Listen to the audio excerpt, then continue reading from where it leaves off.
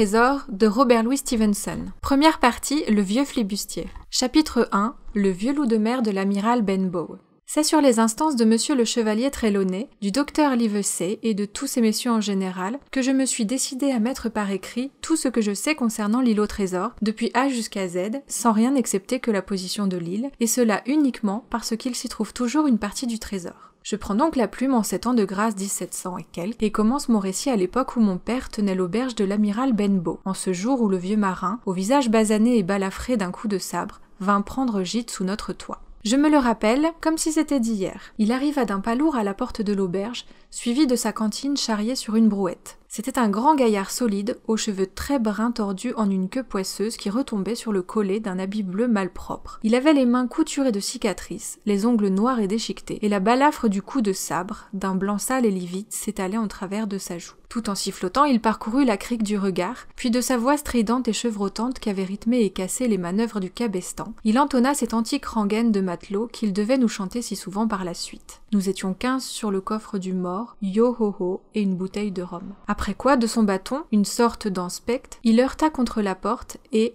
à mon père qui s'empressait, commanda brutalement un verre de rhum. Aussitôt servi, il le but posément et le dégusta en connaisseur, sans cesser d'examiner tour à tour les falaises et notre enseigne.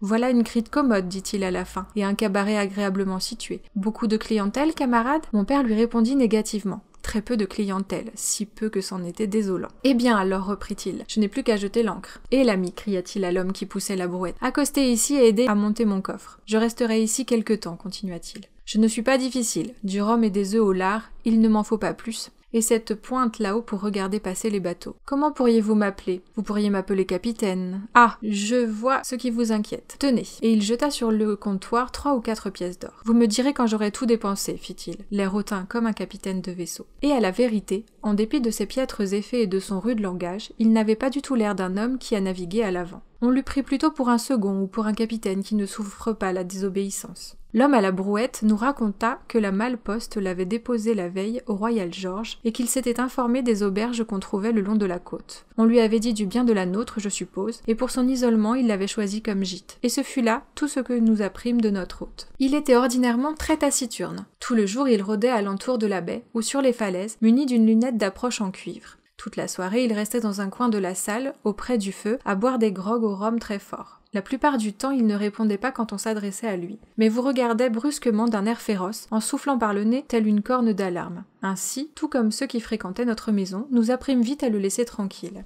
Chaque jour, quand il rentrait de sa promenade, il s'informait s'il était passé des gens de mer quelconques sur la route. Au début, nous crûmes qu'il nous posait cette question parce que la société de ses pareils lui manquait, mais à la longue, nous nous aperçûmes qu'il préférait les éviter. Quand un marin s'arrêtait à l'amiral Benbow, comme faisaient parfois ceux qui y gagnaient Bristol par la route de la côte, il l'examinait à travers le rideau de la porte avant de pénétrer dans la salle, et, tant que le marin était là, il ne manquait jamais de rester muet comme une carpe. Mais pour moi, il n'y avait pas de mystère dans cette conduite, car je participais en quelque sorte à ses craintes. Un jour, me prenant à part, il m'avait promis une pièce de 10 sous à chaque premier de mois si je voulais veiller au grain, et le prévenir dès l'instant où paraîtrait un homme de mer à une jambe. Le plus souvent, lorsque venait le premier du mois et que je réclamais mon salaire au capitaine, il se contentait de souffler par le nez et de me foudroyer du regard. Mais la semaine n'était pas écoulée qu'il se ravisait et me remettait ponctuellement mes 10 sous en me réitérant l'ordre de veiller à l'homme de mer à une jambe.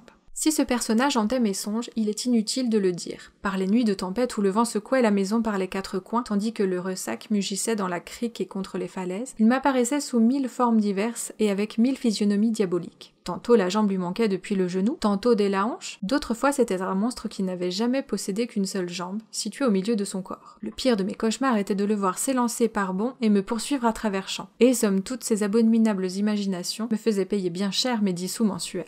Mais, en dépit de la terreur que m'inspirait l'homme de mer à une jambe, j'avais beaucoup moins peur du capitaine en personne que tous les autres qui le connaissaient. À certains soirs, il buvait du grog beaucoup plus qu'il n'en pouvait supporter, et ces jours-là, il s'attardait parfois à chanter ces sinistres et farouches vieilles complaintes de matelots, sans souci de personne.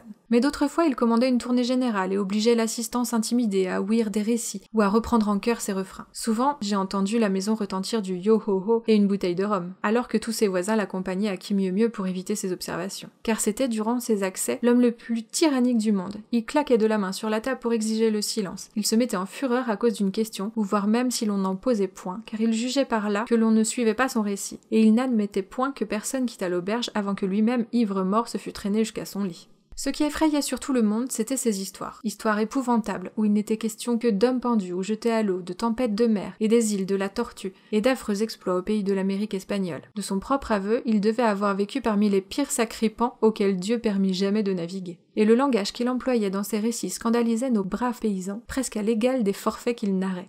Mon père ne cessait de dire qu'il causerait la ruine de l'auberge, car les gens refuseraient bientôt de venir s'y faire tyranniser et humilier, pour aller ensuite trembler dans leur lit. Mais je croirais plus volontiers que son séjour nous était profitable. Sur le moment, les gens avaient peur, mais à la réflexion, ils ne s'en plaignaient pas, car c'était une fameuse distraction dans la morne routine villageoise. Il y eut même une coterie de jeunes gens qui affectèrent de l'admirer, l'appelant un vrai loup de mer, un authentique vieux flambard, et d'autres noms semblables, ajoutant que c'étaient les hommes de cette trempe qui font l'Angleterre redoutable sur mer. Dans un sens, à la vérité, il nous acheminait vers la ruine, car il ne s'en allait toujours pas. Des semaines s'écoulèrent, puis des mois, et l'acompte était depuis longtemps épuisé, sans que mon père trouvât jamais le courage de lui réclamer le complément. Lorsqu'il y faisait la moindre allusion, le capitaine soufflait par le nez, avec un bruit tel qu'on eût dit un rugissement, et foudroyait du regard mon pauvre père, qui s'empressait de quitter la salle. Je l'ai vu se tordre les mains après l'une de ces rebuffades, et je ne doute pas que le souci et l'effroi où il vivait hâtèrent de beaucoup sa fin malheureuse et anticipée. De tout le temps qu'il logea chez nous, à part quelques paires de bas qu'il acheta d'un colporteur, le capitaine ne renouvela en rien sa toilette. L'un des coins de son tricorne s'étant cassé, il le laissa pendre depuis lors, bien que ce lui fût d'une grande gêne par temps venteux. Je revois l'aspect de son habit, qu'il rafistolait lui-même dans sa chambre de l'étage et qui, dès avant la fin, n'était plus que pièce. Jamais il n'écrivit ni ne reçut une lettre, et il ne parlait jamais à personne qu'aux gens du voisinage, et cela même presque uniquement lorsqu'il était ivre de rhum. Son grand coffre de marin, nul d'entre nous ne l'avait jamais vu ouvert. On ne lui résista qu'une seule fois, et ce fut dans les derniers temps, alors que mon pauvre père était déjà gravement atteint de la phtisie qui devait l'emporter. Le docteur Livesey, venu vers la fin de l'après-midi pour visiter son patient, accepta que ma mère lui servit un morceau à manger, puis en attendant que son cheval fût ramené du hameau, car nous n'avions pas d'écurie au vieux Benbow, il s'en alla fumer une pipe dans la salle. Je l'y suivis et je me rappelle encore le contraste frappant que faisait le docteur, bien mis et allègre, à la perruque poudrée à blanc, aux yeux noirs et vifs, au maintien distingué, avec les paysans rustaux, et surtout avec notre sale et blême épouvantail de pirate, avachi dans l'ivresse et les coudes sur la table. Soudain, il se mit, je parle du capitaine, à entonner son sempiternel refrain. Nous étions 15 sur le coffre du mort, yo-ho-ho et une bouteille de rhum. La boisson et le diable ont expédié les autres, yo-ho-ho et une bouteille de rhum.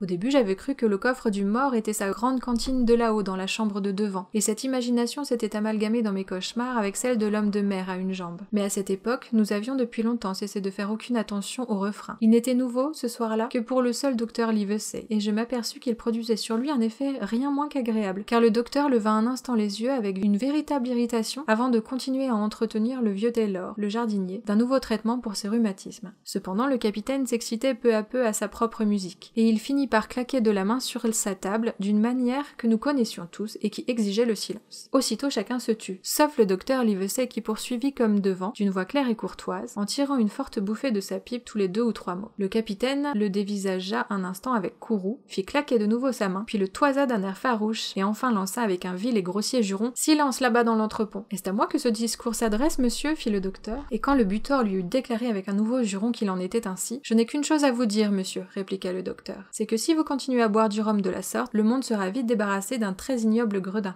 La fureur du vieux drôle fut terrible. Il se dressa d'un bond, tira un coutelas de marin qu'il ouvrit, et le balançant sur la main ouverte, s'apprêta à clouer au mur le docteur. Celui-ci ne broncha point. Il continua de lui parler comme précédemment, par-dessus l'épaule et du même ton, un peu plus élevé peut-être, pour que toute la salle entendît, mais parfaitement calme et posé. Si vous ne me remettez à l'instant ce couteau dans votre poche, je vous jure sur mon odeur que vous serez pendu aux prochaines assises. Ils se mesurèrent du regard, mais le capitaine céda bientôt, remisa son arme et se rassit, en grondant comme un chien battu. Et maintenant, monsieur, continua le docteur, sachant désormais qu'il y a un tel personnage dans ma circonscription, vous pouvez compter que j'aurai l'œil sur vous nuit et jour. Je ne suis pas seulement médecin, je suis aussi magistrat, et s'il m'arrive la moindre plainte contre vous, fût-ce pour un esclandre comme celui de ce soir, je prendrai des mesures efficaces pour vous faire arrêter et expulser du pays. Vous voilà prévenu. Peu après, on amenait à la porte le cheval du docteur Livesey, et celui-ci s'en alla. Mais le capitaine se tint tranquille pour cette soirée-là, et nombre de suivantes.